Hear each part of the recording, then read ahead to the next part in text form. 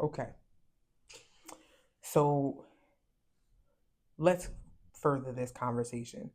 My girl Meg has come out with her Lover Girl song. And prior to her dropping her Lover Girl song, there was this whole conversation about hip hop being outside of the top 40. But of course, there was nuance to that, right? No hip hop was there because the song Luther by Kendrick Lamar and SZA had been pulled out for some disqualifying reason or another for why it couldn't be there, shouldn't be there, and so on, right?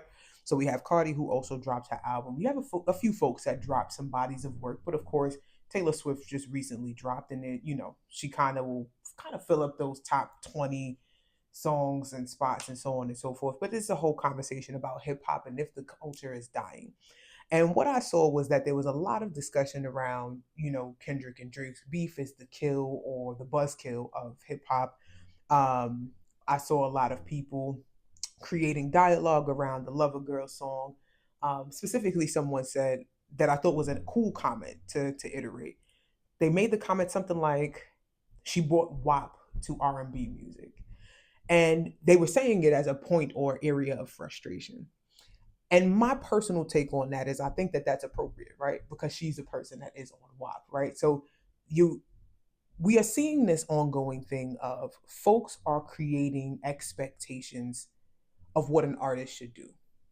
Meg did get online and decide to have a conversation about what should she put on Act Three and that sort of thing. And while I want to put my rabbit in that hat to have that conversation, I want to talk a little bit about stan culture just for a little bit, specifically because stan culture has become a bit of an embodiment of what rap is, right? So we have this embrace of stan culture. We have this embrace of rap beef. And I think that this is a big part of why rap has taken this shift, right? For all of the conversation about how people can't stand the sexuality of women and female rap and all of these different things, that has never been quite the reason that it wasn't popular. Hence the last 30 years. It's not like Little Kim and all these people didn't exist all of this time throughout, and they wasn't talking about coochies and making the Sprite can disappear in their mouth, right? So it can't be the sexuality part of it because people want to hear that, whether we want to admit it in these spaces or not. But what I will say is that I've been paying attention to the impact of beef in particular. And like I tell y'all, I'm always iterate that I'm in school doing psychology, and a lot of me trying to understand certain spaces and certain elements of personality types and so on based on your psychological makeup. And one of the things that this is going to be good. One of the things that I have been getting into a bit particularly was anxiety disorders and that sort of thing. But inside of having the conversation of anxiety disorders, you talk about stress disorders, you talk about phobias.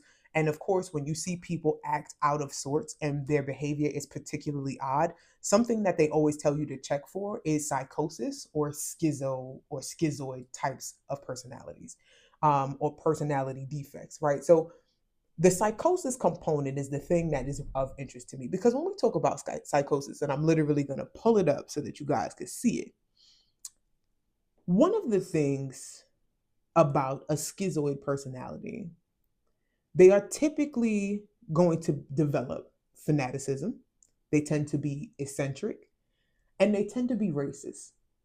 And I want you to keep that in your back pocket because when we talk about stan culture and the embrace of stan culture, there is this almost normalcy around it.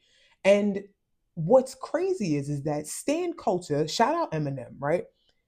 The concept of stan was literally about a fan that lost his mind because Eminem didn't respond to him and unalived himself, his pregnant girlfriend, and their unborn child. Like, and we are at the point where stan culture is a thing that we embrace. When back in 2000, it was a thing that was like, oh, we shouldn't be doing that. Like, it's fine if you love a celebrity and you like what they present, you like their art, you like their creativity. But the stand concept was something that was supposed to be a one off. But then we have the emergence of social media. I will never forget this joke from Seinfeld. They were all full friends and they was beefing and they all went to court and the judge looked at them after a long trial of just pure foolishness. And the judge said, I'm dismissing all of y'all cases because what I don't need is for four idiots to make four new friend groups. You need to stay in close quarters so nobody finds out that there's this many of you that exist. And when I tell you that social media has opened up a congregation for absolute, I'm not going to call them stands, I'm going to call it what it is, schizo fan bases. This is something that I did not think about to this extent until we got here. Now, in my previous video, we talked about Meg and how it's been just popularized for people to badmouth her, get under the comment sections, talk smack, and so on and so forth. And this idea of conditioning, which is something that I've talked about in the past, that if you hear and do the same things over and over again, you can be trained and you can be taught to think a certain way by repeated exposures and typically with positive reinforcement and negative reinforcement systems. So it's classical conditioning and it's operant conditioning. And one of the things that's interesting is that when you take that conditioning model and you embrace it or combine it with identity or belonging, which is a concept in Abraham Maslow's hierarchy of needs. The need to belong, I want to say, is the second or third level. It's one of your primary needs as a person. So after you get your safety, your food, your water, you want to make sure that you belong to somebody. And things like being a part of a fan group has become a part of identity. And I think that this is the problem that we have inside of the hip hop culture, especially when you are talking about social media and the accessibility to all of these people that can mobilize and immobilize people and just enjoying music. We have gotten way out of, way past just, I like rap. Another component of rap and hip hop that I think is important and is changing the space pretty significantly, content creators. I am going to take a moment to specifically acknowledge that the reason that I don't make rap or rap concept my entirety of a brand is because I am not a person that consumes enough of it to give reasonable judgments on it, right? One of the things that I've recognized that it's especially with female rap, there are so many people that make content about female rap and female rappers in particular. And the only rap that they listen to is whomever they say is their favorite. So they're not even consumers of the genre. They are just eating off of the algorithms and the popularity of the person. So the truth of the matter is that Megan Thee Stallion makes music and people jump in, but they don't actually listen to rap. If you ask a lot of people that critique music, um, let's say I don't want to kind of dog walk per se, and this is take away the negative connotation. Let's take the Armand Wiggins and Cardi B dynamic. How much rap do you think he was listening to before Nicki and Cardi? Right? And he'll make comments like, "Oh, do people like her for real?" Which was shady as hell. Do people like her for real, or are people just using her to spite Nicki? But the problem is that you're taking away from the actual consumption of the music. And the truth of the matter is that if people are going through something and their lyrics are relatable, if Nicki is on the internet acting weird and Cardi has a song that says, Nurse, she escaped again, you can't now say that she's not a great artist because she has lyrics that make sense to that moment. Because that's a part of the consumption of the art. It's about what's relatable to you at any given time. So it's that thing. It's like, do you listen to Kendrick? Do you listen to J. Cole? Do you listen to Jay-Z? And I say this because rap is also not easy to consume. And I'm saying it from a place of as a person that was kind of on the sideline of rap as a young blood, right? So my first body of rap work that I listened to and I genuinely understood from front to back was the Black Album. When I tell you that to this day there is a level of nostalgia and attachment to like that particular album where I'm just like, I remember when I listened to it and I was like, yo, I get what he is talking about. And I don't want to discount my capacity to understand any body of work or anything in general, but there is an art form and a language inside of rap. And a lot of people miss it. There's a lot of people that are just commenting because they want to click comments and engagement based on the drama around it. So especially in female rap, it's taken on this kind of reality TV kind of taste, right? We have a bunch of folks that's creating content, making narratives and supporting it based on it's popular and people will engage with it. And so this disruption in the rap space is why it burns out very fast. Because if you think about it, like if you out in the street and you get into a fight, if what excites you, or if your excitatory hormone is adrenaline or epinephrine, that stuff burns out quickly because it's not meant to be long standing or over the course of slow dosage, if you will, right? Like that's something that's like flight or fight kicks in, it goes up, you get into whatever you get into, you get out of the situation, you go about your business. You don't stay that excited for that long with those. But when you take female rap and you make every single thing about what's the beef, who's beefing, why they beefing, same thing with the male rap now, right? Because Kendrick and Drake have brought it to a fever pitch where everyone is looking for that sort of excitement in rap because they have miscategorized what rap is as an entire genre. I feel like we've missed out on so much in that space. And if we look back on history, right, like even with the rap beefs, beefs stain. They don't uphold, they aren't always going to work out well. They have to have, or rappers in particular have to have more than the beef attached to them, associated with them. Because truth is that hating is a self-destructive thing. Being a hater don't pay off in the long run. We're gonna get into that too, because I'm gonna talk to y'all about how palm people are the Titanic and the iceberg. But that's for another video. When you look back and we think about the ultimate beef that, and I'm gonna go off the top of my own dome, right? Because not somebody that's super studied, super close, but just as a person that's a bystander that does some consuming of rap music and the culture and understanding what it's about, right? The ultimate one, Pac and Big passed away when I was 5 or 6 years old. So hear me when I tell you I'm no connoisseur. Like there's certain stuff that I know and I get because it was so popular for such a long time. And it was like, oh man, that was crazy. So you have that. When we get past that, that literally was a beef that consumed itself. It's self-destructive.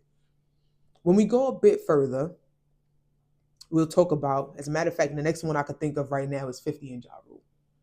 50 came in, and I don't think that people understand the significance. Like most people get it, but a lot of people, especially now, don't understand. Like when Get Rich or Die Trying came out, you talking about before like the craze of social media and everything else.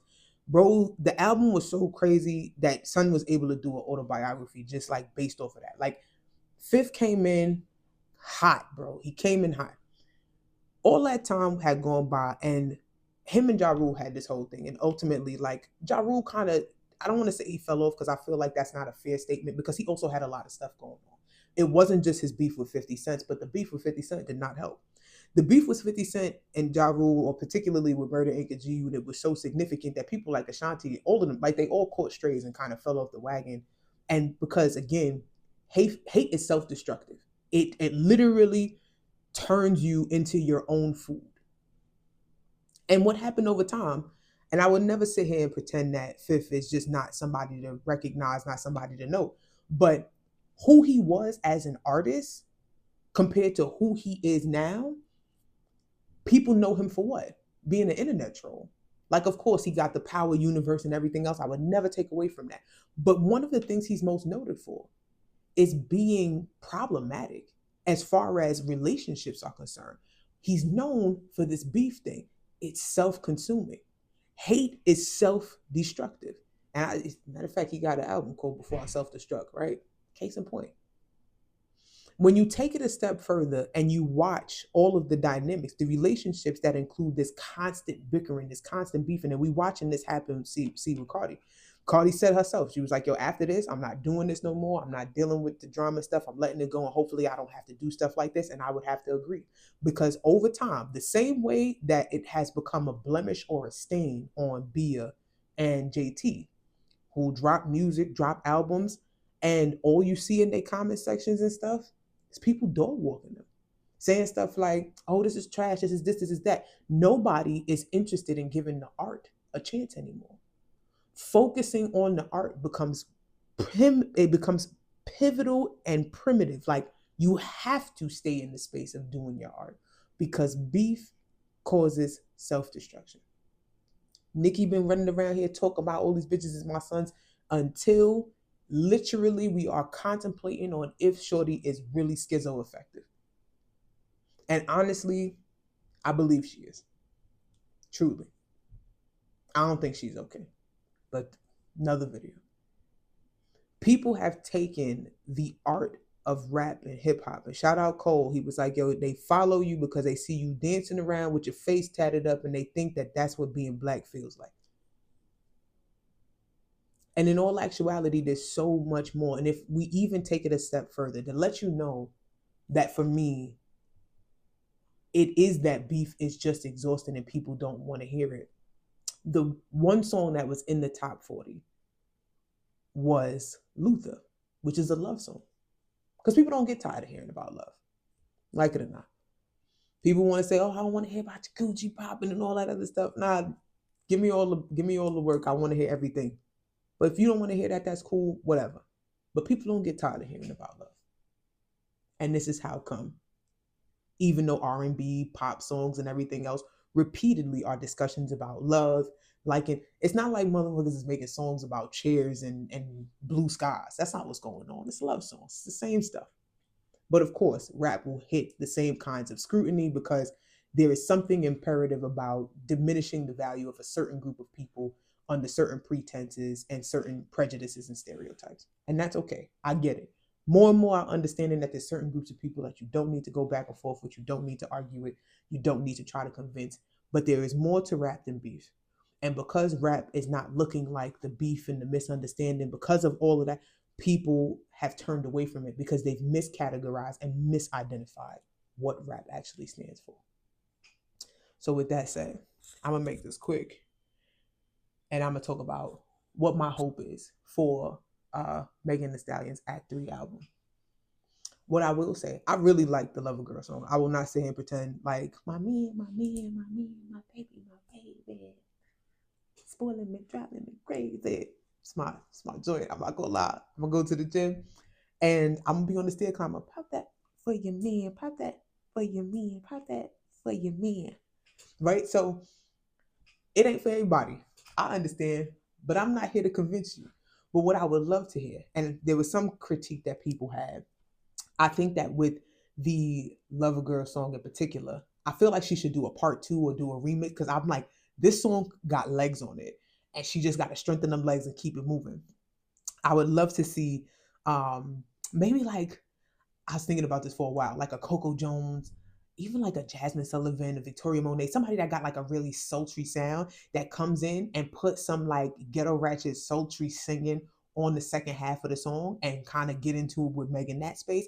I don't think that she should get rid of that pop that for your man part because I like that part. But what I will acknowledge is that it does have this very odd insertion. And I think that she can turn up or like kind of DJ scratch that part out, right? Just for the sake of really intentionally out loud creating the direction or the redirection of that piece of the song and pull it back in and get back into that bass line and that beat that she has on there. I think that that's fantastic. I would actually like to hear her remake Hot Girl Summer. So what? I'm not apologizing for it. I don't, when it's on, I listen to Meg, handle me. Who gonna handle me? Right? Like, I'm like, bitch, you gotta redo that song. I know that you and Cardi is in love and all that other stuff, but y'all gotta get into it. Is that true? Oh my God. Big Pimpin', oh my goodness. I'm like, you gotta do the Big Pimpin' joint. And actually, that's another one of those joints that I would really like to see her and Cardi on. Don't go back and forth with me about whether or not she should be on it because it's real New York. It is New York, but it also is very Southern. We'll save that for later. There was something else. I don't know why, But I was listening to Thanks for the Memories the other day. And when I heard Thanks for the Memories, I was like, why do I feel like Meg should be rapping on Thanks for the Memories by Fall Out Boy? And I'm like, her and maybe Doechii should probably do that kind of trap rock kind of thing. I'm like, that gotta be in there. And I know that people was talking about they want to see Meg whacking people. And in the spirit of having this conversation about the stand culture, I thought about the fact that Eminem really did like fake take a little at her. And I feel like this might be nuts, but hear me out. I feel like because of that, he owe her a verse. And I feel like whatever they do, they should have a song where they kind of argue on the track. I don't know why I thought this, but I feel like it would be something cool. I feel like he owe her a verse. I feel like she owe him an argument. And it don't got to be nothing crazy because I don't have no expectation and I really don't want to see like Meg the Stallion and Eminem in a rap beef. I don't want to see that. But I think that redirecting that or taking that back would be kind of cool. Also, and I think this would be my final point, I want to see that she kind of creates this Act 3 album with a little bit more build up and a bit more concept. If I were on her team and supporting her in navigating this thought process or this artwork, I would have her write out her experience over the last 5, 6 years in a grief cycle. And the reason that I think of that is because I was watching this guy, Zach, and he was making a comment about Meg has been in like the same kind of space between 2019, 2020, and 2021. And when he said that, I'm like, well, if you think about it, 2019, she lost her mom. 2020, she was shot at. 2021, the smear campaign begins. So while she has this emergence of massive success and incredible like and popularity, she also has some of the most traumatizing events happen to her in her life. And what I consider is that the ability to move on from that can feel a bit daunting, a bit difficult. And I also imagine, like, because I watched her documentary, it was her moms that taught her, like, yo, don't lose your aggression in your rap. And moving away from aggressive Meg could also be us asking her to not be the version that she was the last time she was with her moms. But this is what made me think of the concept album, right? Like, and on purpose, taking your grief cycle and getting from the shock and surprise to the bargaining steps, right? Where you get into dealing with people like respectfully, like the babies, the parties, like, and just those dynamics where it's like you wanted people to be around you that embraced you. And there's two things that made me think about that a lot too, right? When she was on Jennifer Hudson's show, there was that moment of reflecting on Queen Latifah speaking positively about her. And she got really emotional. And she's like, it's really nice to have somebody that I looked up to, want to embrace me and just be nice and be positive. And she got teary eyed about that. And people chucked it up to her missing her mom, which I will not deny. But I couldn't imagine the disappointment she got to feel when somebody like a Nicki Minaj gets on and puts on this corny ass Bigfoot shit.